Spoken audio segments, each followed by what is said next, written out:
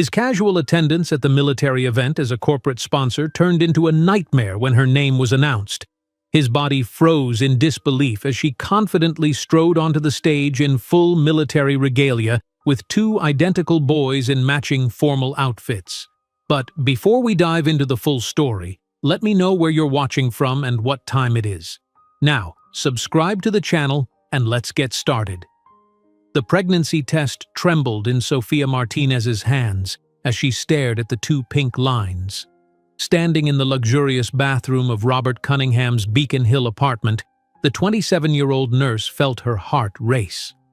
The marble countertop felt cold beneath her fingertips as she steadied herself, watching snowflakes swirl outside the frost-edged window. "It's positive," she whispered to her reflection, a mixture of fear and hope crossing her features. She and Robert had been together for 18 months, a whirlwind romance that began when he spotted her at a hospital charity gala shortly after she'd started working there. Their connection had seemed improbable. The heir to Cunningham Industries, one of the largest tech companies on the East Coast, falling for a newly graduated nurse with Mexican roots. Yet Robert had pursued her relentlessly, showering her with affection and promises of a future together. Sofia tucked the test into her pocket and headed to the kitchen. She would prepare his favorite breakfast, a Spanish omelet with fresh herbs and goat cheese, before sharing the news. Her hands moved with practiced precision, chopping vegetables while her mind wandered to the night before. "I love you unconditionally, Sofia," Robert had whispered as they lay entangled in his Egyptian cotton sheets. "You've brought something real into my life." The memory gave her courage as she heard the front door open. Robert entered, his tall frame wrapped in a tailored charcoal suit that probably cost more than her monthly salary. His tie, navy silk with subtle pinstripes, was loosened slightly at his neck. "The Parker meeting was a nightmare," he announced, dropping his briefcase on the counter. "The acquisition terms are completely unreasonable. I need a drink, not breakfast." Sofia placed the omelet on the table anyway. "I made your favorite. Maybe some food will help." Robert sighed, checking his phone messages. "Fine. What's that look about? You seem different this morning." Sofia took a deep breath, her fingers finding the plastic test in her pocket. "Robert, I have something to tell you." She placed the pregnancy test on the table beside his plate. "We're going to have a baby." She'd imagined this moment differently, perhaps surprise followed by joy, maybe even tears of happiness. Instead, Robert stared at the test with the cold calculation of an executive reviewing an unfavorable contract. His blue eyes narrowed, jaw tightening almost imperceptibly. "This is a problem you'll have to solve on your own, Sofia," he said finally, tossing the test back toward her as if rejecting a business proposal. The plastic clattered against her plate. "What?" "I'm being very clear." His voice took on the same tone he used for dismissing inefficient employees. "This isn't part of our arrangement." "Arrangement?" Sofia's voice caught. "Robert, this is our child. Last night you said you loved me unconditionally. Love is one thing, business is another." He adjusted his navy tie, smoothing it back into place. "My path to the top of Cunningham Industries doesn't include a family, especially not with someone of your limitations." The word limitations echoed through the room like a slap. Sofia, daughter of Mexican immigrants, had earned her education through scholarships and relentless work. Her nursing degree was her family's pride. She was the first to complete college. "What limitations?" she asked, her voice finding unexpected firmness. Robert looked at her with something between pity and contempt. "Don't be naive, Sofia. Do you think my parents, my investors, my social circle would accept a Latina without a Harvard degree as the mother of the next Cunningham? This is a world where lineage and connections matter. You were a pleasant interlude, but never a future." Each word struck like a physical blow. The breakfast she'd prepared with such hope sat untouched between them, steam still rising from the omelet. "You can't mean that," she whispered, tears forming. "We talked about traveling together. maybe even living abroad for a while. You introduced me to your friends. As my girlfriend, yes, not as the mother of my children." Robert's face remained impassive. "The Cunningham bloodline has maintained certain standards for generations." "Standards?" Sophia's voice cracked. "You mean whiteness and wealth?" Robert didn't deny it. Instead, he pulled out his phone, tapped the screen several times and set it down. "I've just transferred $10,000 to your account. It's enough for your expenses or to resolve the problem. Choose wisely." The clinical way he referred to their child as a problem made her stomach turn. "I won't abort our baby," she declared, tears now streaming down her face. "Then this is goodbye." Robert pressed a button on the intercom by the kitchen wall. "Samuel, I need you to escort Miss Martinez out. She won't be returning." Within minutes, the building's security guard appeared at the apartment door, visibly uncomfortable with his assignment. Samuel had always greeted Sophia warmly during the months she'd been coming to Robert's apartment, sometimes bringing homemade cookies for the staff. "Mr. Cunningham?" Samuel questioned hesitantly. "Please ensure Miss Martinez leaves the premises immediately. She's no longer welcome here." Sophia stood frozen, unable to comprehend how the man who had held her so tenderly just hours before could now treat her like an intruder. "I'll need to collect some things," she managed to say. Robert nodded curtly. "Make it quick." With trembling hands, Sophia gathered a few belongings from the bathroom and bedroom, a toothbrush, some clothes, a book she'd been reading.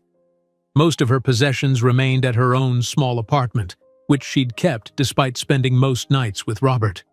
That modest foresight now seemed like divine intervention. As she packed her phone charger into her purse, Robert stood in the doorway, watching impassively. For a moment she thought she saw conflict in his eyes, but it vanished as quickly as it appeared. A Latina without a Harvard degree will never be suitable to carry the Cunningham legacy, were his final words as the door closed behind her. Samuel escorted her to the elevator, his expression sympathetic. "Miss Martinez, I'm so sorry. Is there someone I can call for you?" Sophia shook her head, clutching her small bag of hastily collected belongings. "Thank you, Samuel. I'll be fine." But she wasn't fine. The following weeks became a nightmare of cascading crises. Unable to focus on work, her performance at the hospital suffered. Coincidentally, or perhaps not, the hospital where the Cunningham family was a major donor suddenly placed her on probation, citing performance issues that had never existed before. 2 months later, she found herself sleeping on a colleague's couch, working 2 jobs, as a substitute nurse during the day and a pharmacy attendant at night. In the few hours of rest she managed, Sophia cried herself to sleep, her hand resting on her growing belly. In her 4th month of pregnancy came another shock. Twins. The ultrasound showed 2 tiny hearts beating, defying all odds. When the technician asked if the father would want to know, Sophia simply shook her head. "There is no father in the picture," she said quietly. The technician nodded with professional sympathy, pointing to the screen. "Well, these 2 little ones are perfectly healthy. You're doing great." It was in that examination room, seeing her children for the first time, that something shifted inside Sophia. A fierce determination replaced her despair. She would not be defined by Robert Cunningham's rejection. That night, she wrote in her journal, "My children will not grow up feeling they're not enough. I will prove Robert wrong about everything. Not for revenge, but for justice. To show Matthew and Michael that their origin does not determine their destiny." As her pregnancy advanced, Sophia was forced to leave her night job. When she could no longer hide her belly beneath loose scrubs, the hospital fired her, citing budget cuts. Sophia knew the truth. The Cunninghams controlled those doors too. On that cold sidewalk outside Robert's Beacon Hill luxury building, as tears froze on her face, Sophia couldn't possibly imagine that one day she would face Robert Cunningham again, not as a discarded nurse, but as a decorated officer whose decisions could affect the empire he valued more than his own humanity. The eviction notice was thin, just a single sheet of paper, but it might as well have been made of lead as Sophia clutched it in her trembling hand. She had known this was coming. 3 months of late rent payments had stretched her landlord's patience beyond its limits. Standing in her small apartment's kitchenette, morning sickness swirling in her stomach, she read the formal language demanding she vacate the premises within 30 days. 30 days, she whispered to the empty room. Where am I supposed to go? She placed a protective hand over her slightly rounded belly. At 16 weeks pregnant with twins, her scrubs no longer concealed her condition. That morning, she'd caught her supervisor's eyes lingering on her midsection, a frown forming on her face. As if summoned by the thought, Sophia's phone buzzed with a message from the hospital. Meeting with Dr. Whitman at 2 p.m., mandatory attendance. Something in her gut told her this wasn't going to be good. The timing was too coincidental. Since Robert had thrown her out of his life, strange things had been happening at Boston Memorial. Shifts she'd been promised disappeared from her schedule. Colleagues who had once been friendly now avoided eye contact. And Dr. Whitman, the department head, had never once requested a one-on-one meeting with a junior nurse like her. When Sophia arrived at the hospital that afternoon, the administrative wing felt cold and unwelcoming. Dr. Whitman's assistant barely acknowledged her before ushering her into the spacious office decorated with medical degrees and hospital donor recognition plaques. Her eyes caught on one particular name etched in gold: Cunningham Family Foundation, Platinum Benefactor. Dr. Whitman didn't stand when she entered. "Miss Martinez, please sit down." The conversation that followed was brief and devastating. "We've received some concerns about your performance," he said, sliding a folder across his mahogany desk. Inside was a performance evaluation Sophia had never seen before, filled with vague criticisms: lax focus, not meeting department standards, inconsistent patient care.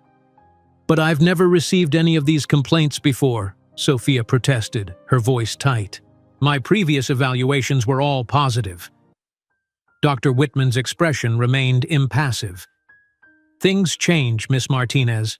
People's work sometimes suffers when they become distracted by personal matters."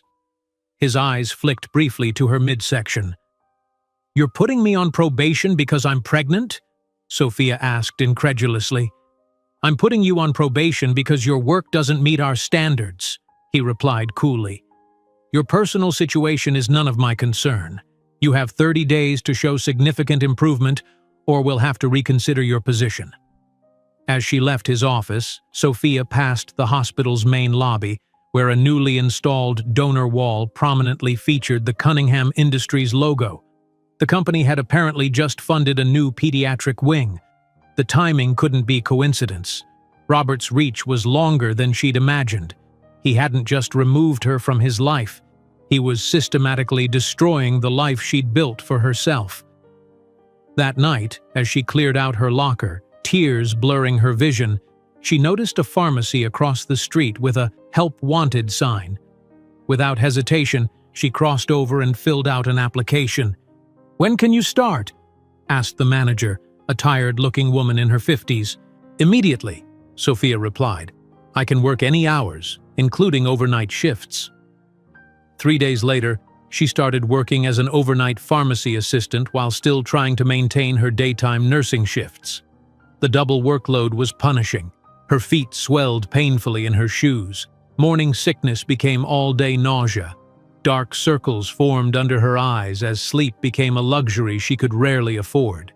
By her 5th month of pregnancy, Sophia was counting coins to buy prenatal vitamins. After paying what she could toward her final month's rent, she barely had enough for food. Her co-worker Jen offered her couch as a temporary solution. "Just until you find a place," Jen said kindly, helping Sophia move her few belongings into her small apartment. The couch was too short for Sophia's 5'7" frame, and her growing belly made finding a comfortable position impossible. She kept a plastic bucket beside her makeshift bed for the frequent bouts of nausea that woke her at odd hours. The walls were thin, and she tried desperately to muffle her retching so as not to disturb Jen. During her shifts at the pharmacy, Sophia would stand for hours, fighting waves of exhaustion. Her ankles ballooned and her back screamed in protest. Customers rarely noticed the pregnant woman behind the counter, her face pale with fatigue, discreetly placing her hand on her lower back for support between transactions. At Boston Memorial, Dr. Whitman watched her like a hawk, documenting every minute she was late, every momentary hesitation in her duties. The countdown on her probation ticked away like a time bomb. On a cold morning in her 24th week, Sophia headed to a community clinic for her prenatal checkup. She couldn't afford to miss work for doctor's appointments, so she scheduled them during the 4-hour gap between her night shift at the pharmacy and her day shift at the hospital. Running on less than 2 hours of sleep, she lay alone on the examination table, holding her own hand. "Let's have a look at this baby," the ultrasound technician said cheerfully, squirting cold gel on Sophia's exposed belly. The wand moved across her skin, and the screen flickered to life. The technician's eyebrows rose. "Oh, did you know you're having twins?" Sophia's heart skipped a beat. "What?" "Yes, look here." The technician pointed to the screen. "Here's baby number 1, and over here, see this? That's baby number 2. 2 separate amniotic sacs, 2 placentas, fraternal twins." Sophia stared at the screen in disbelief. 2 tiny forms floated in their separate dark spaces, small hearts visibly beating. 2 babies. Twins. "Would the father like to know?" the technician asked, glancing toward the door as if expecting someone to walk in. Sophia slowly shook her head, tears forming in her eyes. "There's no father in the picture." The technician's smile faltered slightly. "I'm sorry, but look how healthy they both are. Strong heartbeats, good size for 24 weeks. Sophia couldn't take her eyes off the screen. 2 babies. Double the responsibility. Double the love. Double the proof of what Robert had thrown away. In that moment, something shifted inside her.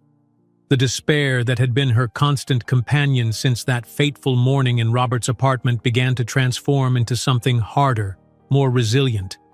These children, her children, would not be defined by their father's rejection.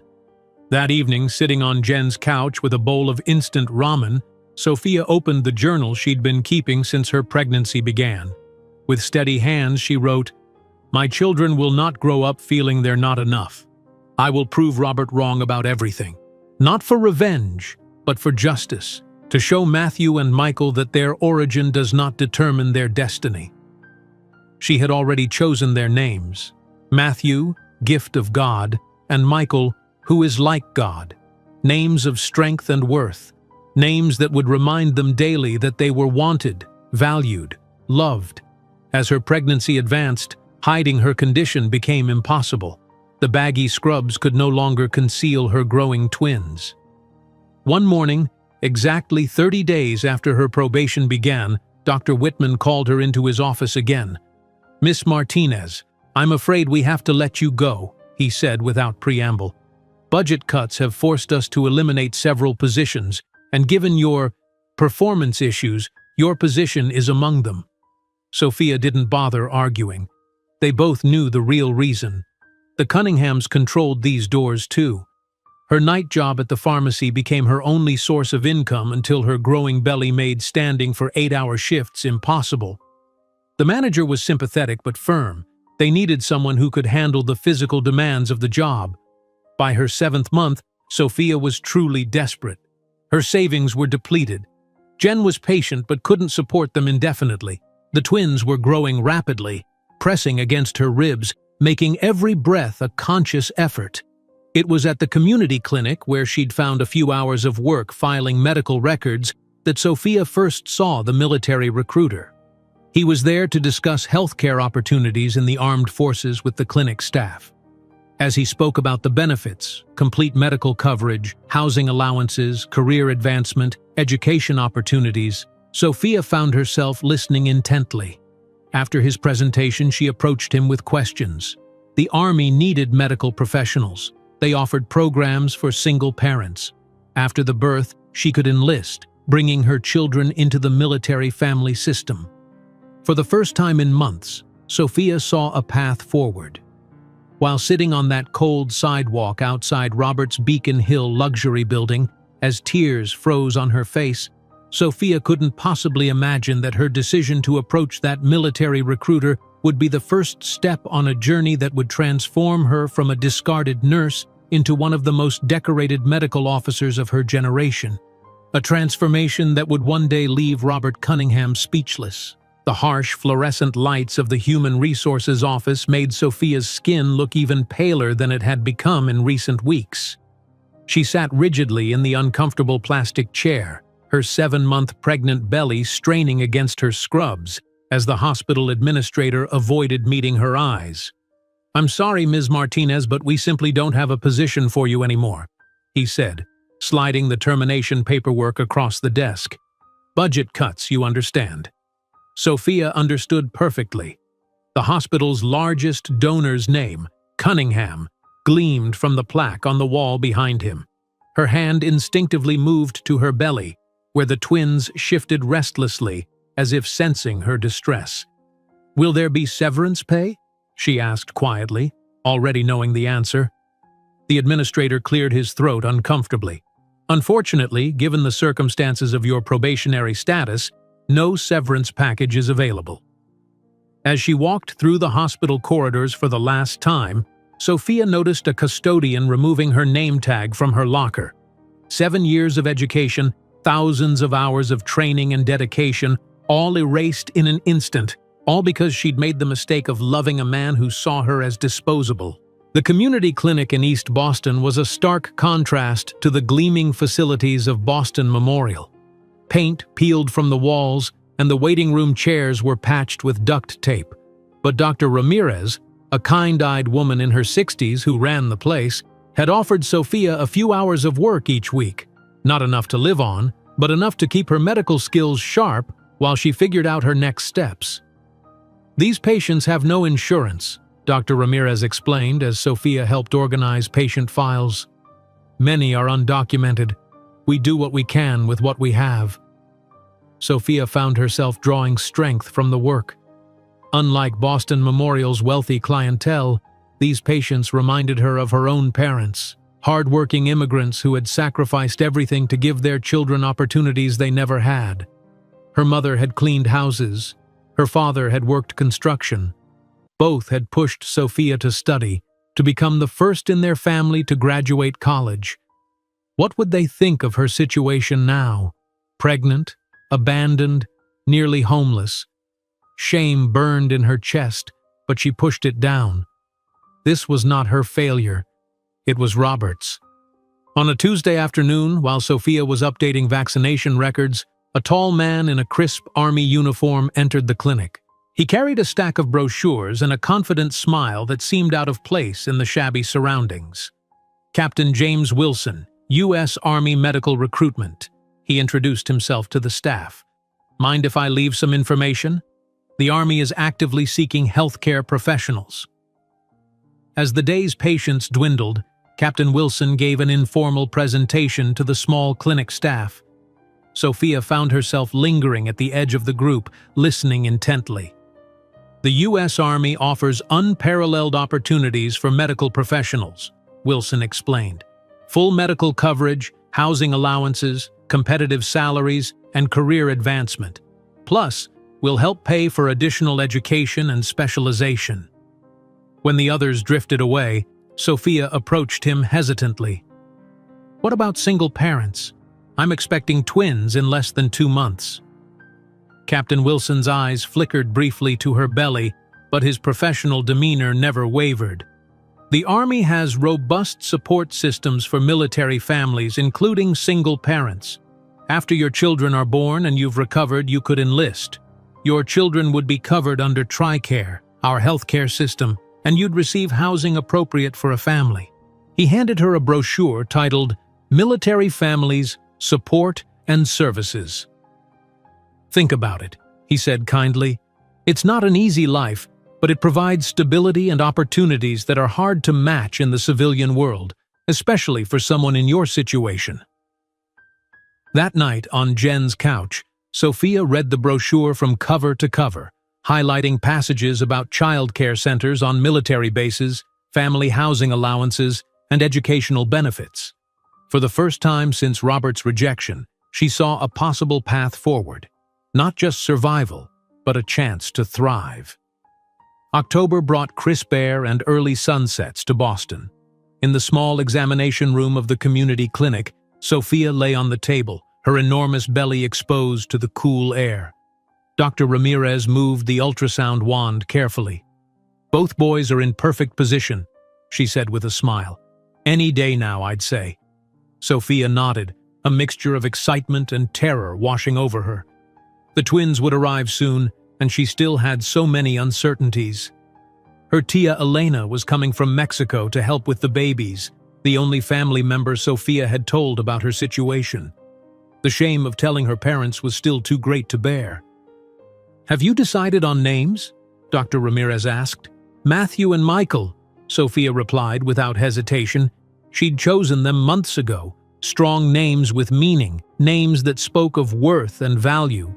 3 days later, in the early hours of a frosty morning, Sophia's water broke. Jen drove her to Massachusetts General Hospital, where she was admitted immediately.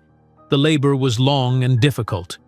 Without a partner to hold her hand or whisper encouragement, Sophia gripped the bed rails until her knuckles turned white, focusing on Dr. Ramirez's steady voice guiding her through each contraction. After 17 hours, at 2:43 in the morning, Matthew arrived with a lusty cry. 2 minutes later, Michael followed, his wails joining his brother's in perfect harmony. When the nurse placed them on Sophia's chest, she gasped at the sight of their identical faces and their startlingly blue eyes. Robert's eyes. "They're beautiful," the nurse said, helping Sophia position them for their first feeding. "The father must be very proud." Sophia looked down at her sons, their tiny hands curled against her skin. "There is no father," she said firmly, "just a mother who will be enough for both of them." The nurse's expression shifted to one of practiced neutrality as she made a note on the chart. "We'll need information for the birth certificates. Father's name?" Sophia met her gaze steadily. "There is no father. Leave it blank." 6 months passed in a blur of sleepless nights, diaper changes, and endless feedings. Tia Elena proved invaluable, caring for the twins with the experienced hands of a woman who had raised 5 children of her own. She never asked about the father, accepting Sophia's brief explanation that he was not a good man without pressing for details. The tiny apartment they'd managed to rent with Sophia's dwindling savings was barely big enough for one adult, let alone 2 women and 2 infants. But they made it work, converting the single bedroom into a nursery and taking turns sleeping on the pull-out couch. Every week, Sophia called Captain Wilson with questions about enlisting. She worked tirelessly to regain her physical fitness, doing push-ups and sit-ups while the twins napped, jogging with the double stroller when the weather permitted. The military's physical requirements were stringent, but Sophia was determined to meet them. On a crisp spring morning, with the twins now 6 months old, Sophia signed the enlistment papers. She would report for basic training in 2 weeks. Tia Elena had agreed to care for Matthew and Michael during the 10 weeks Sophia would be away, and then they would all relocate to wherever she was stationed. The night before she left for basic training, Sophia sat between the twins' cribs, watching them sleep. Matthew clutched a small stuffed elephant. Michael had kicked off his blankets as usual. Both had their father's blue eyes, but Sophia saw her own determination in the set of their tiny jaws. "I'm doing this for you," she whispered, gently replacing Michael's blanket. "Everything is for you now. I promise I'll build a life that makes you proud." She touched each of their soft cheeks, tears slipping down her face. "One day when he looks at you, he'll see everything he threw away, and when he looks at me, he'll see the woman he never had the courage to truly love." As she kissed their foreheads one last time before her departure, Sophia couldn't know that her oath to serve her country would be just the first step of a journey that would transform her from a rejected nurse into one of the most respected medical officers of her generation, a transformation that would one day render Robert Cunningham speechless. The military bus rumbled over gravel roads carrying Sophia and 30 other recruits toward Fort Jackson. Mud splattered the windows as rain poured down, matching the tears she fought to contain. 6 hours had passed since she'd kissed the twins goodbye, their sleeping faces unaware their mother would be absent for 10 grueling weeks. Tia Elena had promised to send photos daily, but the separation already felt like an open wound. "First time away from your kids?" asked a woman beside her, noticing Sophia's reddened eyes. Sophia nodded, unable to trust her voice. "Mine too. Got a 4-year-old back home. I'm Diaz, Medical Corps." "Martinez," Sophia replied. "Nursing background. Twins, 6 months old." Diaz whistled softly. "Twins and basic training? You're either crazy or the toughest woman I've ever met." "Maybe both," Sophia answered, finding her first smile of the day. The bus lurched to a stop, and reality struck with the thunderous voice of Drill Sergeant Reynolds, a compact woman whose presence seemed to double her physical size. "Welcome to the United States Army, civilians. You have exactly 30 seconds to get off my bus and form a line. Move!" What followed was a blur of shouted orders, running bodies, and controlled chaos. Sophia's civilian clothes were exchanged for uniforms, her long black hair shorn to regulation length, and her identity seemingly stripped away, replaced by Recruit Martinez, or simply, "You there." The physical demands began immediately. Despite months of preparation, Sophia found herself struggling to complete the required push-ups, her arms trembling under the strain. "Martinez! My grandmother pushes harder than that and she's been dead for 10 years!" Sergeant Reynolds bellowed. "You think the enemy waits for you to catch your breath?" Collapsing into her bunk that first night, muscles screaming in protest, Sophia pulled out the small photo of Matthew and Michael she'd been allowed to keep. "I can do this," she whispered to their smiling faces. "For you, I can do anything." Days blurred into weeks of pre-dawn wake-ups, endless physical training, weapons instruction, and classroom learning. Sophia's body, still recovering from childbirth, protested the punishing regime. Blisters formed and broke on her feet, her hands calloused from climbing ropes and crawling under barbed wire. The obstacle course became her personal nemesis, particularly the 8-foot wall that seemed insurmountable to her 5'7" frame. 3 times she attempted to scale it. 3 times she fell back into the mud. "You're overthinking it, Martinez," Sergeant Reynolds said, unexpectedly appearing beside her as Sophia stared at the wall during a rare moment of free time. "Stop seeing the top. Focus on the next handhold, the next foothold, one move at a time." The next day, Sophia cleared the wall for the first time, collapsing on the other side with mud-splattered triumph. During their 5th week of training, disaster struck during a field exercise. Staff Sergeant Peterson, a 40-year veteran who supervised their combat first aid training, suddenly clutched his chest and collapsed mid-demonstration. "He's having a heart attack!" someone shouted as recruits froze in panic. Sophia's nursing instincts overrode her recruit status. She dropped to her knees beside him, checking his pulse and finding it irregular and weak. "I need a defibrillator now," she commanded, tearing open his shirt and beginning chest compressions. "Diaz, rescue breathing on my count. Someone time these compressions." For 12 critical minutes, Sophia directed the emergency response, performing textbook CPR until the defibrillator arrived from the medical station.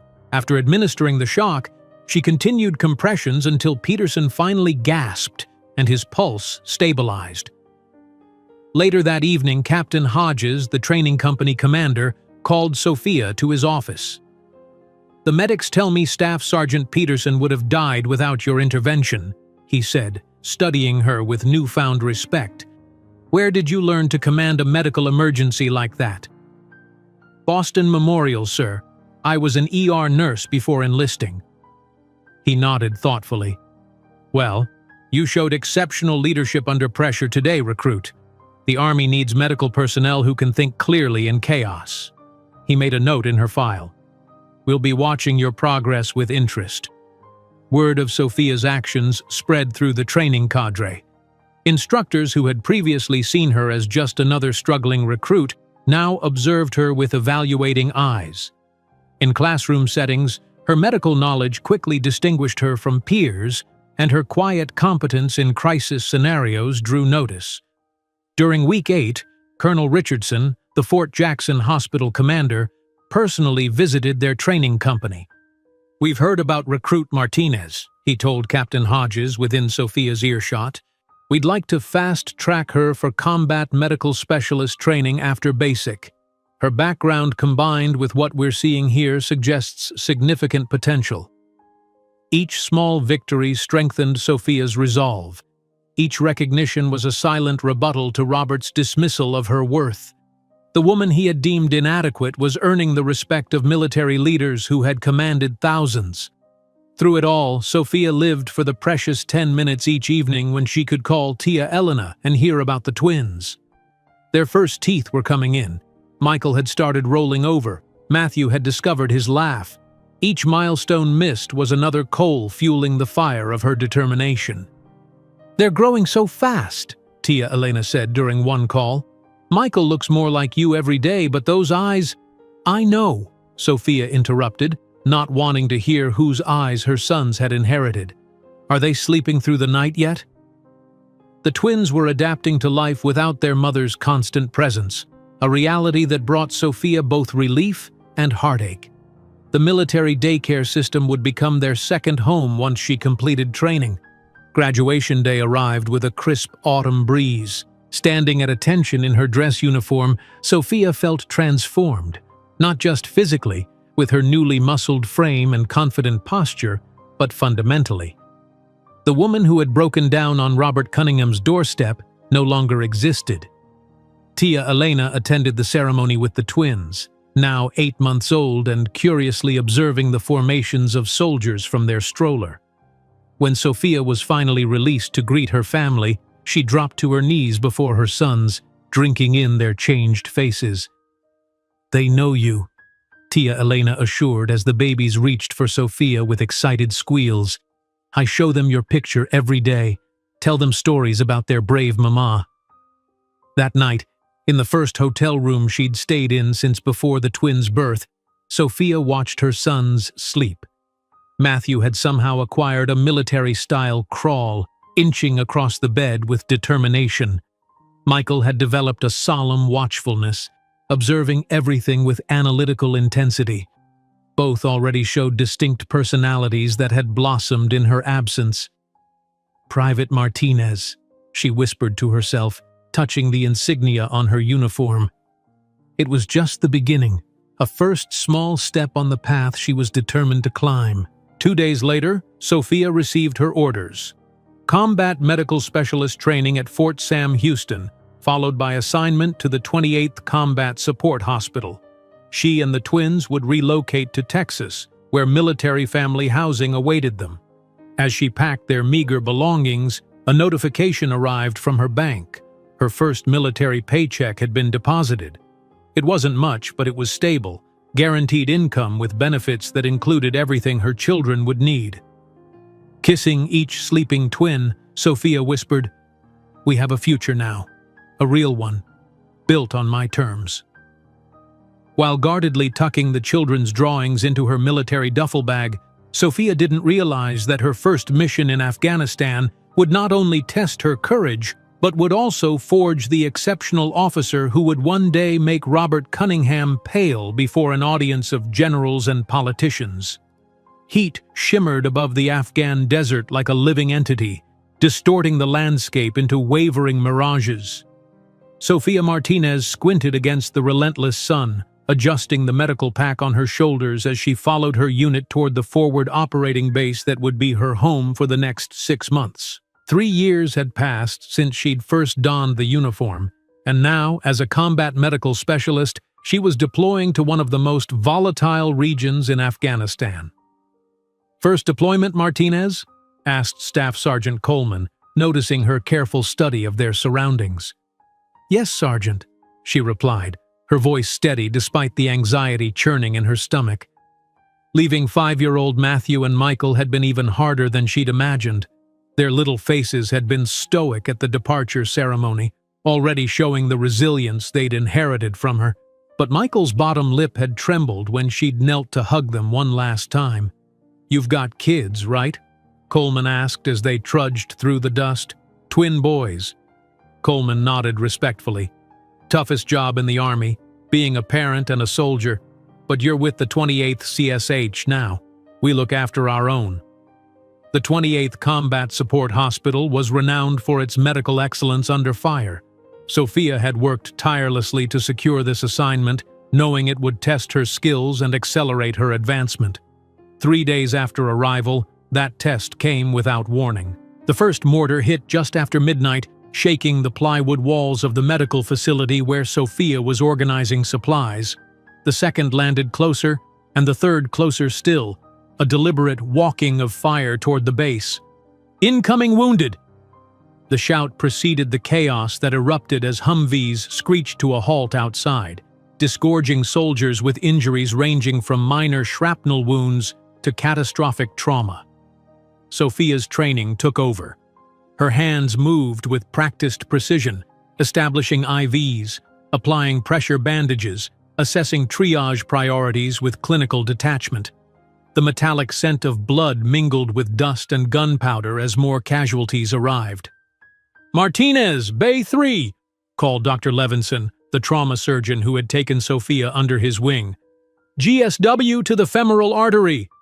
She rushed to the gurney where a young soldier lay gray-faced, blood pumping from his thigh despite the hasty tourniquet. Without hesitation, Sophia cut away his uniform, located the bleeder, and applied direct pressure while calling for plasma and O-negative blood. "Hang in there, specialist," she told him, meeting his terrified eyes. "We've got you." Hours blurred together under the harsh fluorescent lights. Sophia worked without rest, moving from one patient to another, her scrubs progressively more blood-soaked, her movements becoming automatic through exhaustion. As dawn broke, bringing temporary respite from the attacks, Captain Brooks, the head nurse, found Sophia suturing a laceration by the light of a battery-powered lamp during a generator failure. "Perfect stitches even in this light," Brooks observed, studying Sophia's work. "Where did you train before the Army?" "Boston Memorial," Sophia answered, tying off the last stitch. "ER and trauma." Brooks nodded thoughtfully. "It shows. Get some rest if you can. Intelligence says the insurgents are regrouping. We'll likely have more incoming by nightfall."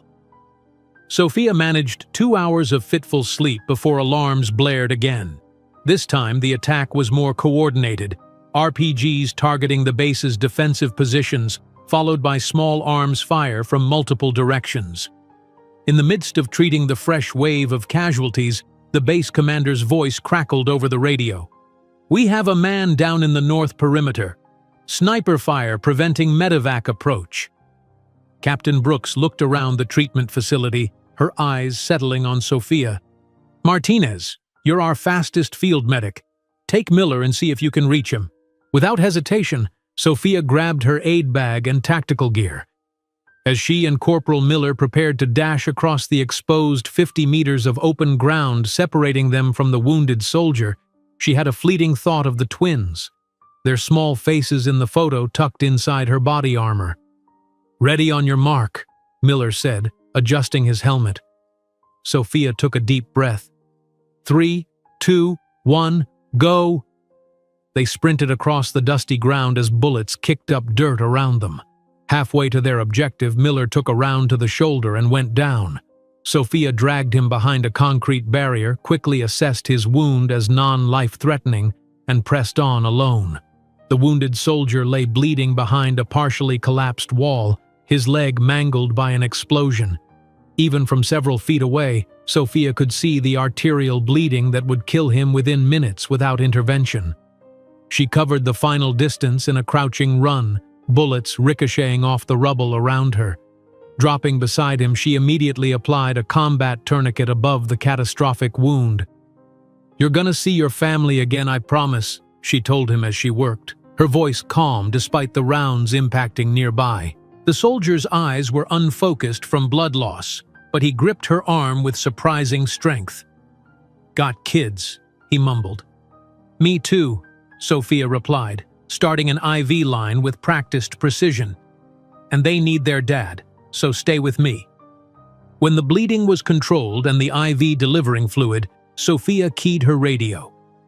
"Patient stabilized for transport. Need covering fire for extraction." With suppressive fire from the base's gunners providing momentary protection, Sophia and another medic who had joined her carried the wounded soldier back to safety, his life preserved by the tourniquet that Sophia had applied under direct fire. Back at the medical facility, Dr. Levinson took over the case. "Outstanding field work, Martinez. Textbook arterial control under the worst possible conditions." The praise meant little to Sophia compared to the knowledge that a father would return to his children.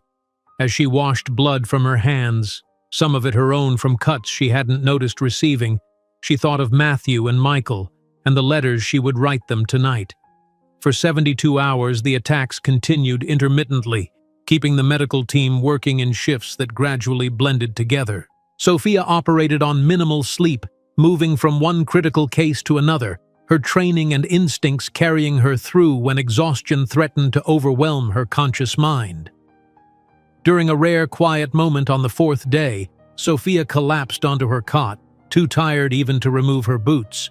She pulled out the dog-eared photos of the twins that she carried everywhere, Matthew showing off a missing front tooth, Michael holding the chess trophy he'd won in his kindergarten class. "Those your kids?" asked a nurse whose bunk was adjacent to Sophia's. "Yes, they're 5 now." "They've got their father's eyes," the nurse observed innocently. Sophia's expression remained neutral. "They have my determination," she replied, and turned the photos face down, ending the conversation. Later that week, when the base had returned to its normal tense vigilance, Colonel Warren, the base commander, summoned Sophia to his office. "Specialist Martinez, your actions during the assault were noted by multiple observers," he said without preamble. "Running into active sniper fire to reach that wounded soldier showed exceptional courage." "I was just doing my job, sir." "That's what they all say." He almost smiled. "Nevertheless, I've recommended you for the Bronze Star with Valor device. The paperwork's already being processed." Sophia stood straighter, surprise momentarily breaking through her professional demeanor. A Bronze Star was a significant decoration, particularly for a woman who had been told by Robert Cunningham that she would never be adequate. That evening, during her scheduled video call with the twins, she couldn't bring herself to mention the pending decoration. Instead, she drank in the sight of them, noticing new freckles on Matthew's nose and a missing tooth in Michael's smile. "Mama, when are you coming home?" Michael asked, his blue eyes, so like Robert's, serious beyond his years. "In a few months, mijo. I'm helping people here just like I promised." "Are you being careful?" Matthew chimed in. "Tia Elena says you're where the fighting is." "I'm being very careful," Sophia assured them, swallowing past the lump in her throat. "I have to stay safe so I can come home to you." After the call ended, Sophia sat alone in the communications tent, allowing herself a rare moment of tears as she read the letters the boys had sent, drawings of their family with Sophia in uniform, standing tall between them, protecting them from an unseen world of danger. When her 6-month deployment finally ended, Sophia returned to Fort Sam Houston changed in ways both visible and invisible. The physical hardening of her body reflected the mental fortitude she had developed under fire. The Bronze Star ceremony was held with little fanfare, just another day in an army at war. But as the medal was pinned to her chest, Sophia thought of her sons waiting for her return. "This is for you," she whispered to herself, touching the medal. "I'm building something you can be proud of." As she touched the Bronze Star pinned to her dust-covered uniform, Sophia didn't imagine it would be only the first of many decorations that would transform the rejected nurse into one of the most respected officers in the army, a future that would put her photograph in the same newspapers that would one day announce the fall of Robert Cunningham. The polished brass insignia gleamed under the ceremonial lights as Colonel Harrison pinned the lieutenant bars to Sophia's uniform. 5 years had passed since she'd first worn army green, and now she stood at attention, acutely aware of the twin 6-year-old boys watching with undisguised pride from the front row of seats. "Congratulations, Lieutenant Martinez," Colonel Harrison said, stepping back to offer a crisp salute. "Your performance during and after your deployment has been exemplary." Sophia returned the salute with precision honed through countless hours of practice. "Thank you, sir." As the small promotion ceremony concluded, Matthew and Michael rushed forward, their identical faces alight with excitement. Both boys had grown considerably during her deployment, taller, leaner, their baby fat giving way to the first hints of the men they would become. "Does this mean we have to salute you now, Mom?" Matthew asked, his eyes, so much like Robert's, twinkling with mischief. "Only if you want extra dessert," Sophia replied, kneeling to embrace them both, inhaling the clean, soapy scent of their hair. Every homecoming reminded her how precious these moments were. Later that evening, in their modest 3-bedroom home on the military base, Sophia spread her course materials across the kitchen table. The twins had finally fallen asleep after extracting promises that she would attend Michael's chess club meeting and Matthew's piano recital the following week. Her master's program in advanced trauma nursing required 20 hours of study weekly, hours she carved from her sleep time, working by lamplight while the base grew quiet around her. Every textbook, every journal article, every research paper represented another step away from the woman Robert had deemed inadequate. "A Latina without a Harvard degree will never be suitable for the Cunningham legacy," he had said that cold January morning. The memory no longer cut as it once had. Instead, it fueled her determination to excel. Robert's dismissal had become the foundation upon which she built her new life. 3 months after her promotion, Sophia sat in the elementary school auditorium, recording Matthew's piano recital on her phone. At 6 years old, her son demonstrated remarkable musical aptitude, his small fingers moving confidently across the keys as he played a Beethoven piece typically assigned to students twice his age. "He has extraordinary talent," whispered Matthew's music teacher, Ms. Abernathy, who had seated herself beside Sophia. "I've recommended him for the Young Musicians Accelerated program. It's highly competitive, but with his ability—" Sophia watched her son bow to enthusiastic applause, his serious expression breaking into a wide smile when he spotted her in the audience. Pride swelled in her chest. This child, whom Robert had considered a problem to be solved with $10,000, was blossoming into someone remarkable. The following weekend brought Michael's regional chess tournament, where her quieter, more analytical son systematically defeated opponents 2 and 3 years older than himself. His face remained impassive throughout each match, only his eyes, those Cunningham blue eyes, revealing the intensity of his concentration. When the tournament director presented Michael with the first-place trophy, nearly as tall as the boy himself, Sophia caught herself scanning the crowd of parents, irrationally expecting to see Robert. He should be here, she thought. He should see what he threw away. "They're exceptional because they believe they can be," Sophia explained to her commanding officer when he commented on the twins' achievements during her performance review. "I've never allowed them to think there are limits to what they can accomplish." "Like mother, like sons," Colonel Richards replied, closing her file. "Your own trajectory has been equally impressive, Lieutenant. Your name has come up for the Advanced Officer Training Program. If you're selected, it would put you on an accelerated path to captain." 7 months later, Sophia found herself back in Afghanistan, this time leading a medical team at a larger installation near Kandahar. Her quarters contained a small wooden table covered with framed photos of the twins, now 7, growing and thriving under the care of Tia Elena during her deployment. "Listen up," Sophia addressed her medical team during morning briefing. "Intelligence reports increased Taliban activity in the eastern sector. We can expect casualties if they attack the supply convoy scheduled for today. I want all trauma bays prepped and blood supplies checked." At 32, Lieutenant Martinez had developed a reputation for calm efficiency under pressure. Her orders were clear, her expectations high, and her medical instincts nearly infallible. The younger medics looked to her with a respect that sometimes bordered on awe. The predicted attack came just after noon, more devastating than intelligence had suggested. A massive IED followed by a coordinated assault left dozens wounded, overwhelming the medical facility within minutes. "Triage in the ambulance bay," Sophia commanded, her voice cutting through the chaos. "Critical cases to OR 1 and 2, walking wounded to the auxiliary tent. Mason, start 2 large-bore IVs on that GSW before transport to OR."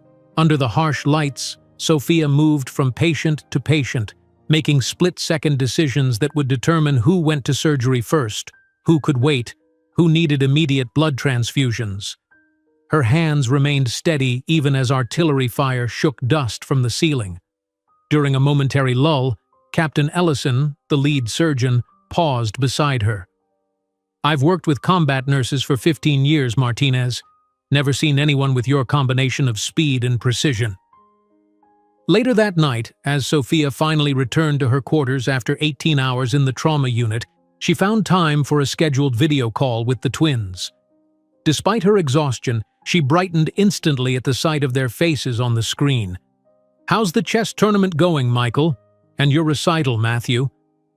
Their excited chatter about school accomplishments and daily adventures washed over her like a cleansing wave, temporarily erasing the images of broken bodies and bloodied uniforms that filled her days. When the call ended, Sophia stared at the blank screen, tears finally breaking through her professional composure. The distance from her children was the heaviest burden of her military service, yet she knew this path offered them opportunities they would never have had otherwise. 3 months into her second deployment, Sophia led a medical evacuation of critical patients during an intense firefight. When their convoy was ambushed 2 kilometers from base, she coordinated defensive positions while simultaneously treating a soldier with a sucking chest wound, using plastic packaging and tape to create an improvised chest seal that saved his life. Upon returning to Fort Sam Houston after the 9-month deployment, Sophia was greeted not only by the twins but by news that she had been selected for the elite leadership program Colonel Richards had mentioned. "Only 6 medical officers were chosen nationwide," Captain Brooks told her. "The selection board was particularly impressed by your actions during the convoy ambush. This puts you on the short list for promotion to captain." The afternoon of her graduation from the leadership program, Sophia sat in her dress uniform, watching Matthew perform with the Youth Symphony Orchestra. At 8, her son played with a sensitivity that moved the audience to tears, his slight frame nearly dwarfed by the grand piano. The following weekend found her cheering as Michael became the youngest winner of the state junior chess championship, his strategic mind navigating complexities that baffled adult players. A local newspaper photographer captured his solemn face beside the winner's trophy, those striking blue eyes serious beyond his years. As Sophia updated her journal that evening, a practice she had maintained since the twins' birth, she wrote, "Each step I climb is a reminder that limitations are only challenges to be overcome." Today, Michael was interviewed by the school newspaper. The reporter asked what he wanted to be when he grew up. He said, "Brave, like my mom." She was reviewing her doctoral application materials when the twins entered her study, unusually subdued for a Saturday morning. "Mom," Michael began, always the more direct of the two, "why don't we have a dad like the other boys?" The question froze Sophia mid-motion. She had known this day would come, had prepared for it, yet the actual moment still caught her off guard. "Everyone else has one," Matthew added quietly. "Or at least knows who he is." Sophia closed her laptop slowly, choosing her words with care. This conversation would shape how her sons viewed themselves, their worth, their origin. Robert Cunningham might have rejected them, but she would not allow his rejection to become part of their identity. As she tried to explain to her sons about their origins, Sophia didn't realize that the success she was methodically building each day was creating an inevitable collision course with Robert Cunningham, an encounter that all his money and power couldn't prevent. Sophia sat at the kitchen table, her hands wrapped around a mug of cooling coffee as she searched for the right words. The twins' question about their father hung in the air, heavier than any rucksack she'd carried in Afghanistan. At 9 years old, Matthew and Michael were too perceptive, too intelligent to be satisfied with vague answers any longer. "Is it because he died?" Michael asked, his analytical mind already working through possibilities. "Like Tommy's dad in the 3rd Infantry? No, mijo, he's not dead." Sophia took a deep breath. "He's alive, but he made a choice not to be part of our family." Matthew's brow furrowed. "Did he not want us?" The direct question pierced Sophia's heart. For years, she had protected them from this truth, but she had also raised them to value honesty. "It wasn't about you," she said carefully. "Some people aren't brave enough to be parents. When I told him I was pregnant, he wasn't courageous enough to accept that responsibility." "Was it because we're Latino?" Michael asked, his blue eyes, so like Robert's, narrowed in concentration. "Or because he was rich and you weren't?" The perceptiveness of her son's question startled Sophia. At 9, he had already observed enough of the world to understand its inequities. "He believed that people have value because of their money or social position," she explained, choosing her words carefully. "I believe people have value because of their character, their actions, and the good they bring to the world." Matthew, always more emotional than his analytical twin, moved to hug Sophia. "We don't need him. We have you." That night, after tucking the boys into bed, Sophia sat alone in her small study, surrounded by military manuals and medical journals. The twins' questions had reopened wounds she thought had long healed. Robert's cruel dismissal echoed in her memory. A Latina without a Harvard degree will never be suitable to carry the Cunningham legacy. Her phone buzzed with a notification, an email from command headquarters.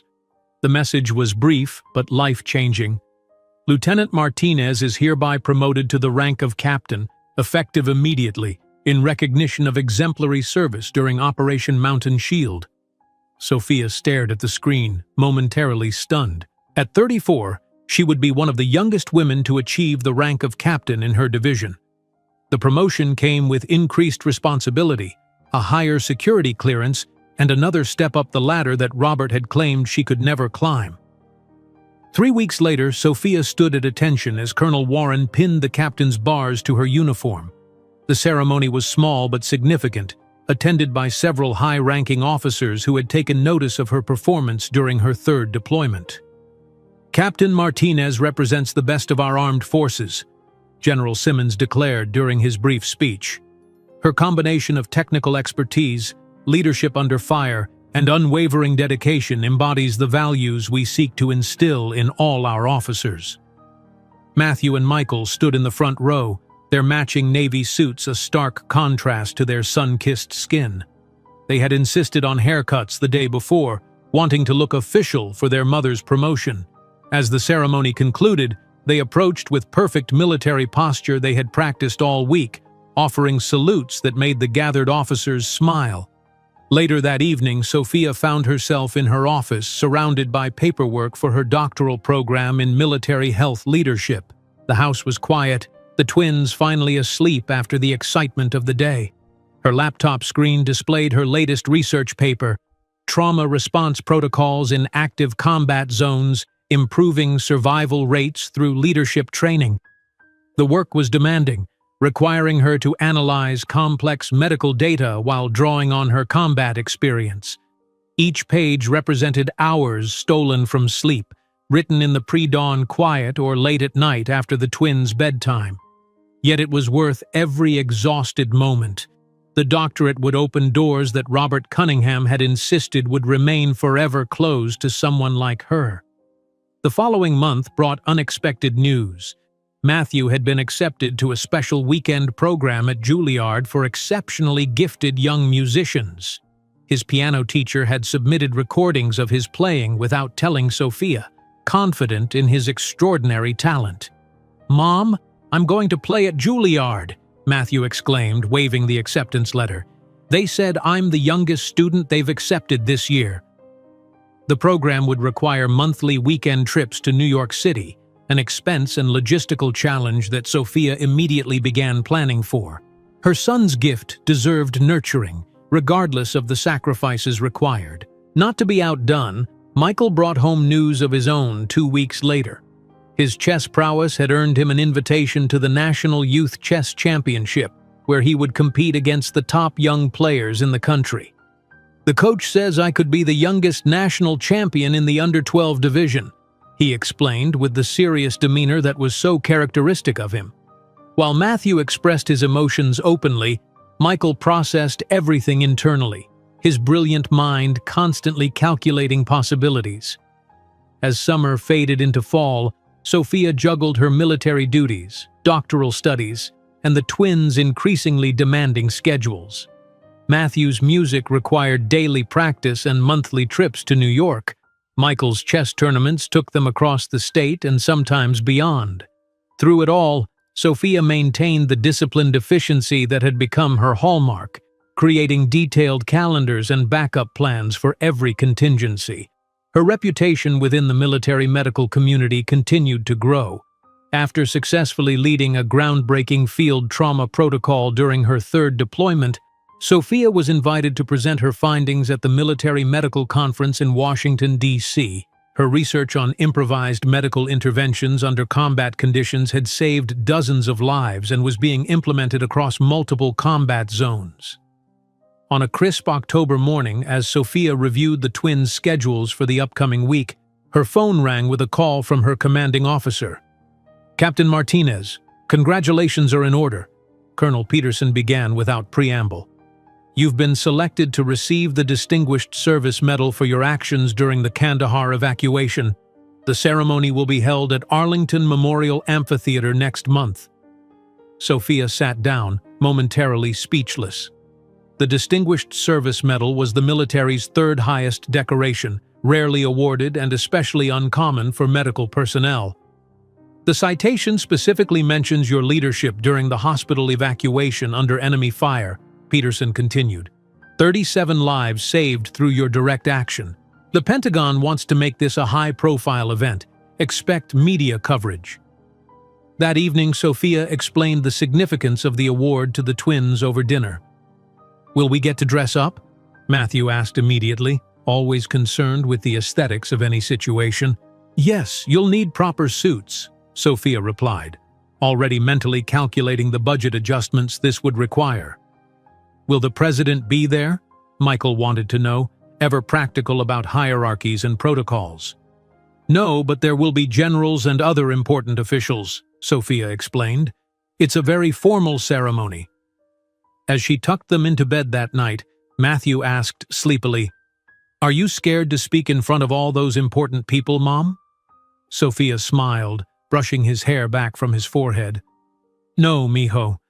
After facing Taliban fighters, a room full of generals doesn't seem so intimidating."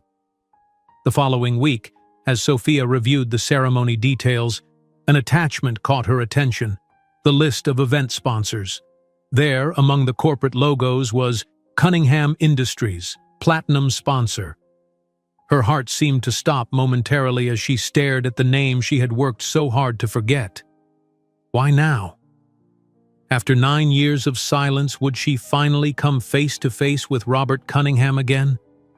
The thought sent an unwelcome chill through her body. Would he recognize her? Would he see his own eyes reflected in the faces of the sons he had rejected? As she folded the twins' suits carefully for the ceremony, Sophia couldn't possibly foresee that fate had marked an inevitable encounter, that in just days, in the majestic setting of Arlington Memorial Amphitheater, Robert Cunningham would stand face to face not only with the woman he had abandoned, but with the children whose existence he had tried to erase. The morning of the ceremony dawned with perfect military precision: clear skies, mild temperature, and just enough breeze to make the flags snap crisply around Arlington National Cemetery. Sophia stood before the hotel mirror, methodically adjusting her dress uniform, ensuring each medal and ribbon sat exactly according to regulation. The Distinguished Service Medal she would receive today would soon join the impressive array on her chest, each one a silent rebuke to Robert's dismissal of her potential. "Mom, is this tie straight?" Matthew called from the adjoining room where both boys were struggling with their formal attire. "Coming?" Sophia replied, giving herself one final inspection before moving to assist her sons. The twins looked startlingly grown up in their matching charcoal suits, white shirts, and navy ties. At 9 years old, they had developed the lean, athletic builds that came from the structured physical activities Sophia encouraged. Matthew's artistic temperament showed in his slightly longer hair and expressive gestures, while Michael's analytical nature was evident in his precise movements and watchful eyes. "Why do we have to wear suits for this ceremony?" Matthew asked as Sophia straightened his tie. "It's different from your other medals." "Because today is very special," she explained, smoothing down his collar. "The Distinguished Service Medal is one of the highest honors a soldier can receive, and you two, as my little men, are part of that recognition." "Will there be other kids there?" Michael asked practically. "Probably not many," Sophia admitted. "These ceremonies are usually very formal and adult." "Then we'll be extra well-behaved," Michael decided, his serious expression making him look momentarily much older than 9. A knock at the door announced their military escort, Lieutenant Rivera, who would drive them to Arlington. "Captain Martinez, the car is ready whenever you are," he said, his eyes widening slightly at the sight of the impeccably dressed family. The boys looked like future officers themselves. During the drive to Arlington, Sophia reviewed her short acceptance speech mentally. She had kept it simple and professional, focusing on the team effort rather than her individual actions during the evacuation that had earned her the medal. What she hadn't prepared for, couldn't have prepared for, was the possibility of seeing Robert again after nearly a decade. The knowledge that Cunningham Industries was sponsoring the event had kept her awake for several nights. The company's involvement didn't guarantee Robert's presence, she had reasoned. As CEO, he often sent representatives to such functions. Yet something in her gut told her that this time would be different. Arlington Memorial Amphitheater stood majestically against the autumn sky, its marble columns gleaming in the morning light. As their car approached, Sophia could see military personnel in dress uniforms mingling with civilians in expensive suits, the blend of military precision and corporate wealth that characterized such events. "Captain Martinez, 5 minutes until briefing," a young lieutenant informed her as they entered the preparation area behind the amphitheater. Sophia nodded, adjusting her uniform cap. "Thank you, Lieutenant." She knelt to eye level with the twins. "You'll be sitting in the front row. Remember what we discussed about ceremony behavior?" "Yes, ma'am," they replied in unison, their synchronized response bringing a smile to her face despite her nerves. "Ready, my heroes?" she asked, her expression softening as she looked at them. "Ready, Captain," they answered with improvised salutes that made her laugh. As they walked through the corridors of the imposing complex, Sophia reflected on the journey that had brought her here. The abandonment that could have destroyed her had instead become the catalyst for her reinvention. Each challenge, each obstacle overcome, had been a brick in the construction of a life she had never imagined possible. "Captain Martinez, your story is truly inspiring," commented General William Porter, who was waiting in the wings. 3 combat tours, heroic rescue of an entire platoon, and still raising 2 exemplary sons as a single mother. "It's an honor to have you in our ranks." "The honor is mine, sir," Sophia replied, unaware that in minutes she would face a different kind of battle, one for which no military training could prepare her. The amphitheater was filled to capacity with high-ranking officers, politicians, and corporate representatives. On stage, General Porter began the ceremony, highlighting the extraordinary service of the military personnel to be decorated. Sophia sat in the front row with Matthew and Michael, maintaining the erect posture characteristic of her military discipline. It is with great honor that we invite our corporate sponsor, Mr. Robert Cunningham of Cunningham Industries, to present the Distinguished Service Medal to Captain Sophia Martinez for her extraordinary bravery and leadership during Operation Guardian Shield. The name hit Sophia like a projectile. For an instant, the world seemed to freeze. A decade of mental preparation evaporated in seconds. She had never imagined that Robert would be the one to present her medal. Fate, apparently, had a sense of irony.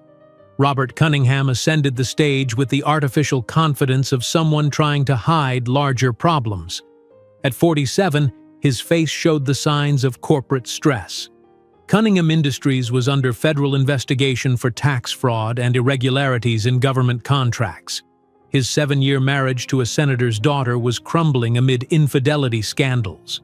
The public appearance that day was part of a desperate strategy to restore the corporate image. When Sophia climbed the steps to the stage, followed by her sons who were to remain close for the official photograph, the shock on Robert's face was undisguisable. His body froze in absolute astonishment as he recognized the face of the woman he had discarded as inadequate 10 years earlier, now a decorated officer with 2 dark-haired boys with piercing blue eyes. His eyes, watching with admiration the mother he had never known. Captain Martinez," he stammered, trying to regain his composure, his gaze oscillating between Sophia and the twins. "Mr. Cunningham," she responded with icy formality, her eyes meeting his for the first time in a decade. The deafening applause only amplified the silence between them when their gazes finally met. Robert looked like a man who had just seen a ghost, or rather, 3. "Captain Martinez has demonstrated the highest tradition of American service," Robert read mechanically from the teleprompter, his hands trembling as he tried to process that the inadequate Latina was now receiving the second highest military decoration in the country, while his own company faced fraud investigations. Her courage under enemy fire saved 17 lives and... He momentarily lost the thread of the reading, his gaze fixed on the twins. They were his exact copy at the same age, the same eyes, the same chin, the same arched eyebrows. There could be no possible doubt. Sophia remained impassive, years of military discipline allowing her to control every facial muscle as Robert placed the medal on her uniform. To spectators, it was just another ceremony. For the two of them, it was an emotional earthquake. At the cocktail reception that followed the ceremony, the tension was palpable. Robert, clearly shaken, kept his distance, observing Sophia interact with generals and senators with the ease of someone who belonged in that environment. The twins, polite and articulate, impressed the guests with their precocious maturity. "Those boys are extraordinary," commented a senator near Robert. "Captain Martinez raised them alone while serving in combat zones. I heard they both have IQs above 140. The older one was accepted into a special program for young prodigies at Juilliard, and the younger one is a national youth chess champion." Robert swallowed hard, the champagne glass trembling slightly in his hand. Each word was a stab of regret. Those were his sons, the Cunningham legacy he had so cruelly rejected, flourishing without him, perhaps even despite him. Finally, when the hall began to empty, Robert approached Sophia stealthily as she conversed with a colonel. He waited for her to finish and, when they were relatively isolated, spoke in a low voice. "Sophia, I had no idea." "That's Captain Martinez to you, Mr. Cunningham," she corrected, her voice professional but cutting. "They are—" He couldn't complete the sentence, his eyes fixed on the twins who were animatedly conversing with a group of officers a few meters away. "They're my sons," she answered simply. "I can finally take financial responsibility for the boys," offered Robert, resorting to the only resource he had always used to solve problems: money. Sophia looked at him with a gaze that combined pity and determination. "Matthew and Michael have everything they need, a mother who loves them, a career that supports them, and a country that values our service more than any bank account could buy." At that moment, the twins approached, curious about the man talking to their mother. "Mom, General Porter said we can visit the flight simulator next month," commented Matthew enthusiastically. Michael, always the more observant, studied Robert with disconcerting intensity. "Are you the man from the company that's sponsoring the event?" Robert nodded, unable to formulate words before those eyes, his eyes that examined him with intelligence beyond their age. "Mom, is this the man you said wasn't brave enough to be our father?" Michael asked innocently, his prodigious memory retrieving a conversation from years ago when Sophia had finally explained to her sons about their origin. The silence that followed was deafening. Several nearby guests turned around, the surrounding conversation diminishing in volume. Robert paled, the mask of corporate confidence completely crumbling. Sophia straightened her shoulders with the same determination that had carried her through battlefields and operating rooms, and declared in a clear voice, "That's Captain Martinez to you, Mr. Cunningham. And just to be clear, it's not your money they've missed, but the opportunity to know two extraordinary young Americans who learned that true value lies in character, not in the Cunninghams of this world." While the camera flashes illuminated the hall and whispers spread like wildfire, Sophia couldn't imagine that her simple affirmation of truth would trigger a media storm that, in just 72 hours, would transform her private story into a national symbol of resilience, and the Cunningham empire into a synonym for corporate hypocrisy. Her voice, though controlled, carried the authority of someone who had commanded men in combat. It wasn't vengeance. It was a statement of facts. The gazes of those present, including several journalists, fixed on the scene as understanding of the personal drama spread through the hall like wildfire. The silence that followed Sophia's declaration stretched for what felt like an eternity. Robert stood frozen, his face drained of color, as the murmurs began to ripple through the elegant reception hall. A nearby journalist from the Washington Post discreetly activated the voice recorder on her phone, her eyes widening at the unexpected drama unfolding before her. "I believe my mother asked you to address her as Captain Martinez," Michael added, his analytical mind registering the man's failure to acknowledge the correction. Though only 9, his posture mirrored his mother's military bearing, shoulders back, chin lifted, eyes direct. Robert's mouth opened and closed without producing sound, a CEO suddenly stripped of his most valuable asset, control. The expensive Italian suit that had projected authority minutes earlier now seemed to hang awkwardly on his frame. "Boys, perhaps you should try some of that chocolate fountain before it's gone," suggested General Porter, who had approached unnoticed during the confrontation. His voice was kind, but his eyes conveyed understanding to Sophia. He was offering her children an escape from the tension. "May we, Mom?" Matthew asked, his artistic sensitivity making him more aware of the emotional undercurrents. "Of course," Sophia nodded, her composure never wavering. "Stay within sight." As the twins walked away, escorted by an aide, Robert finally found his voice. "You had no right to keep them from me," he hissed, low enough that only Sophia could hear. "I had every right," she replied calmly. "You made your position abundantly clear 10 years ago. A problem you need to solve yourself, I believe were your exact words." A flash of recognition crossed his face. "People change, Sophia. That's still Captain Martinez to you," she corrected again. "And yes, people do change. I certainly have. My sons have grown into remarkable young men. And you've gone from rising CEO to a man under federal investigation for fraud. Interesting trajectories, wouldn't you say?" Across the room, Senator James Whitmore observed the interaction with narrowed eyes. His daughter, Robert's current wife Catherine, beside him, her expression hardening as she noted the resemblance between her husband and the twins now happily sampling desserts. "Those boys," the senator said quietly.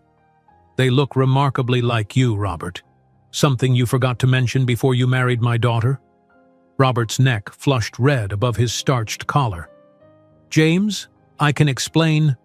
I sincerely doubt that, the senator interrupted, his political smile never reaching his eyes. Catherine, I believe we should depart. My office will be in touch, Mr. Cunningham, regarding certain adjustments to our arrangements. As the senator and his daughter departed with frigid dignity, a photographer from the Associated Press captured the moment. Robert standing between his retreating wife and the decorated officer who had once been dismissed from his life, his expression a perfect study in public humiliation. Sophia accepted a glass of water from a passing server, her movements unhurried. The years of operating under fire had taught her an invaluable lesson. When your opponent is self-destructing, simply step back and let it happen. That photograph will make an interesting addition to tomorrow's coverage of the ceremony, observed Colonel Rivera, appearing at Sophia's side. Your medal is well-deserved, Captain, but I suspect the stories about you will focus on more than your military achievements. I never sought publicity, sir, Sophia replied. No, he agreed, but sometimes justice finds its own spotlight. Later that evening, as Sophia tucked the twins into bed in their hotel room, Michael asked the question she had been expecting. Was that really him? Our biological father? Sophia sat on the edge of the bed, choosing her words carefully. Yes, that was Robert Cunningham. He looked scared of you, Matthew observed, a hint of pride in his voice. Not scared, Sophia corrected gently. Perhaps just realizing what he walked away from. Will we have to see him again? Michael asked, his practical mind already assessing future scenarios. That would be your choice, not his, Sophia assured them. No one can force you to have a relationship with him. I don't think I want to, Matthew said quietly. He made you cry. Tia Elena told us once. Sophia brushed the hair from his forehead. That was a long time ago, mijo. What matters is that we built a good life together, the three of us. After the boys fell asleep, Sophia stood at the hotel window, looking out at the Washington Monument illuminated against the night sky. Her phone buzzed with a text from her commanding officer. Heads up, story breaking on social media. Prepare for press interest tomorrow. She wasn't surprised. There had been too many witnesses, too many influential people who had overheard the exchange. In the age of instant communication, such a dramatic confrontation, involving a decorated military officer, a CEO under investigation, and abandoned children, was irresistible fodder for the news cycle. True to prediction, by morning, the first stories appeared online. By afternoon, as they boarded their flight back to Fort Belvoir, the narrative had crystallized. War hero reveals, CEO abandoned pregnant girlfriend, discovers twin sons at medal ceremony. The Washington Post led with a particularly devastating juxtaposition. A photograph of Sophia in full dress uniform receiving her medal alongside an older image of Robert at a charity gala captioned, Captain Martinez rose from abandoned single mother to decorated officer while Cunningham faces fraud allegations. In the days that followed, the story metastasized across media platforms. Financial news focused on the immediate 5% drop in Cunningham Industries stock following the revelation. Gossip columns detailed Catherine Cunningham's hasty departure to her family's Martha's Vineyard estate. Military publications celebrated Sophia's extraordinary rise through the ranks while raising two exceptional children alone. By the fourth day, Sophia's office voicemail was full of interview requests, which she systematically declined. The twins were excused from school to avoid media attention, though Michael pragmatically pointed out that the publicity might help his chess sponsorship opportunities. On the fifth day, a certified letter arrived from Donovan and Associates, a prestigious Boston law firm representing Robert Cunningham. Sophia read it once, then placed it in her desk drawer without comment. The legal threats and financial offers it contained deserved neither her anxiety nor her consideration. That evening, as she prepared dinner in their comfortable but modest base housing, Sophia's phone rang with a familiar number, her commanding officer. Captain Martinez, the Pentagon PR office is fielding dozens of media requests about your situation, Colonel Peterson informed her. Normally, we'd advise keeping quiet, but in this case they believe a single controlled interview might actually help quell the feeding frenzy. Would you consider speaking with Leslie Nakano from National Public Radio? She's respected, fair, and won't sensationalize your story. Sophia considered the request as she stirred the simmering arroz con pollo. Would this be beneficial to the army, sir? Frankly, yes, he admitted. Your story resonates with people. Single mother, immigrant background, rising through merit to become a decorated officer, while the wealthy CEO who abandoned you faces legal troubles. It's practically a recruitment advertisement for everything the modern military stands for. 2 days later, Sophia sat across from Leslie Nakano in a carefully arranged interview at the base. She answered questions with the same direct honesty she had always shown her sons, neither embellishing Robert's cruelty nor minimizing her own struggles. "What would you say to Robert Cunningham now if he were listening?" Nakano asked toward the end of the interview. Sophia paused thoughtfully. "I would thank him," she finally said. "Thank him?" Nakano couldn't hide her surprise. "Yes," Sophia nodded. "His rejection forced me to find strength I didn't know I possessed. Had he accepted us into his world, I might never have discovered what I was truly capable of accomplishing on my own terms." The interview aired nationally the following week, the same day that Catherine Cunningham's divorce filing became public record, citing humiliation and moral turpitude as grounds.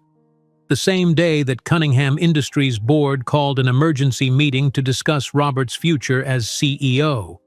While the cameras captured what appeared to be a ceremonial moment, no one realized they were documenting the beginning of a social earthquake that would shake the foundations of the Cunningham empire and rewrite the history of a family that should never have been separated. The Washington Post headline screamed across newsstands nationwide, "Hero of War reveals, Cunningham CEO abandoned family." The front page story featured a split image. Sophia in her decorated uniform beside a photo of Robert looking shell-shocked at the Arlington ceremony. Within hours, every major news outlet had picked up the story, each adding their own angle to the unfolding drama. In the sleek Cunningham Industries headquarters, executives huddled in crisis meetings as the company's stock plummeted another 12% by closing bell. Financial analysts openly questioned whether the company could weather both the fraud investigation and this new public relations disaster. The hashtag #Cunningham abandoned them trended for 3 consecutive days.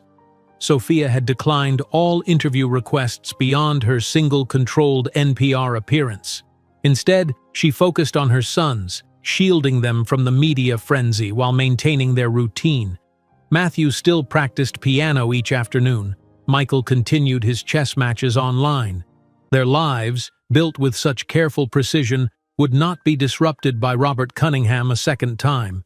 Catherine Cunningham's divorce petition landed like another body blow to Robert's crumbling empire. The document, conveniently leaked to the press, cited humiliation, moral turpitude, and undisclosed prior paternity as grounds. Senator Whitmore held a press conference expressing profound disappointment in his soon-to-be former son-in-law, effectively severing the political connections Robert had cultivated through the marriage. 1 week after the Arlington confrontation, the Cunningham Industries board convened an emergency session. The meeting lasted 7 hours. When it concluded, a terse statement announced that Robert Cunningham would take a leave of absence to address personal matters, while the company conducted an internal review of its leadership structure. Sophia learned about these developments the same way everyone else did, through news alerts on her phone. She felt no satisfaction watching Robert's carefully constructed world collapse. Her victory had come years earlier, when she'd rebuilt her life on her own terms. 7 days after the board meeting, a military police officer appeared at Sophia's office door at Fort Belvoir. "Captain Martinez, there's a civilian at the main gate requesting to see you. He's been denied entry as he's not on your approved visitor list. A Mr. Robert Cunningham." Sophia looked up from her medical research, momentarily surprised. "Did he say what he wants?" "He claims he wants to see his sons, ma'am. He's quite insistent. Says he has legal rights. After a moment's consideration, Sophia nodded. Have him escorted to the administration building. I'll meet him there. Robert looked diminished as he sat in the sparse waiting room, his bespoke suit hanging slightly loose on his frame. The past week had aged him visibly. New lines etched around his eyes, his once confident posture now curved inward. When Sophia entered, dressed in her everyday uniform, he stood quickly. "Thank you for seeing me," he said, his voice lacking its usual authority. "What do you want, Mr. Cunningham?" Sophia remained standing, maintaining both physical and emotional distance. "I came to see my sons," he declared, attempting to sound determined but achieving only a tone of desperation. "I have legal rights." Sophia observed him calmly. The man before her seemed smaller than in her memories, not just physically, but in presence. Recent news had not been kind. Temporarily removed as CEO, abandoned by his political wife, investigated for corporate fraud. "Matthew and Michael know who you are biologically," she responded. "If they wish to know you, I won't prevent it. But it will be their decision, not yours or mine." "Why did you never contact me?" Robert asked, his former arrogance replaced by genuine perplexity. "For child support, for recognition." "Because I promised myself my sons would never depend on someone who considered them a mistake," Sophia answered. "Those $10,000 you gave me? They're in a savings account for their college education, untouched. With interest, it's almost $15,000 now, probably enough to cover textbooks for their first semester at Harvard." Robert paled at the implication. She had never needed his money. The inadequate Latina he had discarded had built a respectable career, raised exceptional children, and earned national recognition, all without a cent beyond that initial payment he had offered as a final solution. "I want to be part of their lives," he insisted. "I can offer opportunities, connections." "The same connections you thought I didn't deserve access to?" Sophia interrupted. "Matthew and Michael don't need the Cunningham connections. They're building their own path." At that moment, the door opened and the twins entered. They wore the uniforms of the military school they attended, with straight postures and curious gazes. "Boys, Mr. Cunningham would like to meet you officially," said Sophia. "The decision is yours." Matthew, always the more direct one, stepped forward. "Why now? After 10 years?" Robert opened his mouth, but no convincing answer emerged. How could he explain to 10-year-old children that he had rejected them because their mother didn't have the appropriate social pedigree? How could he justify that he only wanted to know them now when his empire was crumbling? "You're extraordinary," was all he managed to say. "I'd like to get to know you better."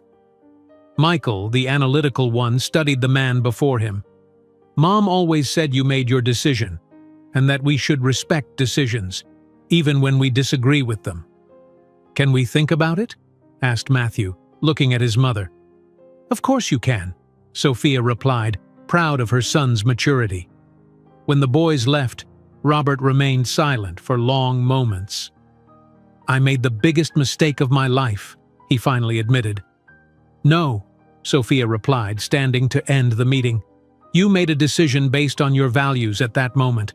I also made mine. The difference is that I've never regretted mine." The following week, Robert received a formal email from Sophia with a schedule of possible supervised visits with the twins, 2 hours per month initially.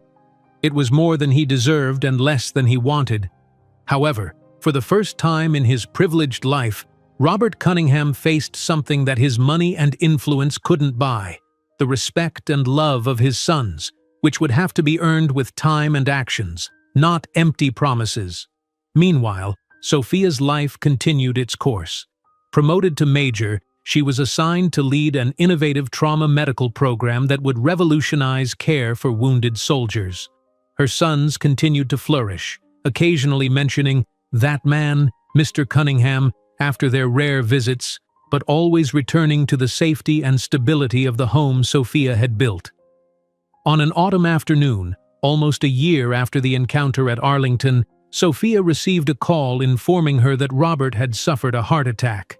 It wasn't severe, but had served as a health warning. "Should we visit him?" Matthew asked during dinner after Sophia shared the news. "If you want to," she answered. "He seems so lonely," observed Michael, "even with all that money." Sophia smiled gently. "Sometimes people confuse success with happiness, wealth with value. The real wealth is sitting at this table now." That night, Sophia found the twins writing a get-well card for Robert. There was no resentment in her heart as she watched them. The man who had once discarded her as inadequate now struggled to find a place in the lives of the children she had raised alone. It wasn't vengeance. It was simply the natural course of life, where each choice brings its consequences. For Sophia Martinez, the circle was complete. The abandonment that could have destroyed her became the catalyst for her transformation. Pain converted to purpose, and the children Robert had considered a mistake became the greatest success of her life. As she closed the photo album showcasing her journey from abandoned young nurse to respected military officer, Sophia reflected that, in the end, there were no winners or losers in this story, just people making choices and living with them. And in that, she had chosen better.